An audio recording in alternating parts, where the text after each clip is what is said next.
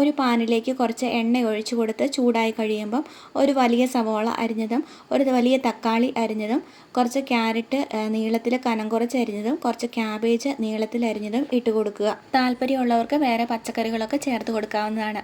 ഇതിലേക്ക് 1 ടീസ്പൂൺ ഉപ്പ്, 1/2 ടീസ്പൂൺ മഞ്ഞൾപ്പൊടി, 1 ടീസ്പൂൺ മുളക് പൊടി, 1/2 teaspoon garam masala, 1 teaspoon chicken masala ഇത്രയും ചേർത്ത് കൊടുത്ത് നല്ലതുപോലെ ഇളക്കി യോജിപ്പിക്കാം. 5 മിനിറ്റ് നേരത്തേന് മൂടി വെച്ച് വേവിക്കാം. ഇടയ്ക്കിടയ്ക്ക് ഇളക്കി കൊടുക്കണം. ഇടയ്ക്ക് ഞാൻ 2 തണ്ട് കറിവേപ്പിലയും കുറച്ച് മല്ലിയിലയും പൊടിയായിട്ട് അരിഞ്ഞത് കൂടി ഇട്ട് കൊടുക്കുന്നുണ്ട്. 5 മിനിറ്റിന് ശേഷം സ്റ്റൗ ഓഫ് ചെയ്ത് ഇത് മാറ്റി വെക്കാം. അതിനുശേഷം മറ്റൊരു പാത്രത്തിൽ കുറച്ച് ഗോതമ്പ് പൊടി എടുത്തിട്ട് ആവശ്യത്തിന് ഉപ്പും ചേർത്ത് വെള്ളം കുറേശ്ശെയായിട്ട് ഒഴിച്ച് നമ്മൾ ഗോതമ്പ് ദോശയ്ക്കൊക്കെ മാവ് കുഴയ്ക്കുന്നത് പോലെ മാവ് കുഴച്ചെടുക്കാം.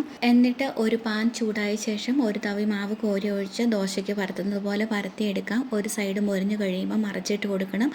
അടുത്ത സൈഡ് മൊരിഞ്ഞ് കഴിയുമ്പം റെഡിയാക്കി വെച്ചിരിക്കുന്ന പച്ചക്കറിയുടെ മിക്സ് കുറച്ച് ഇട്ട് കൊടുത്ത് നിരത്തിയിട്ട് ഇതൊന്ന് മടക്കി അമർത്തിയെടുക്കാം.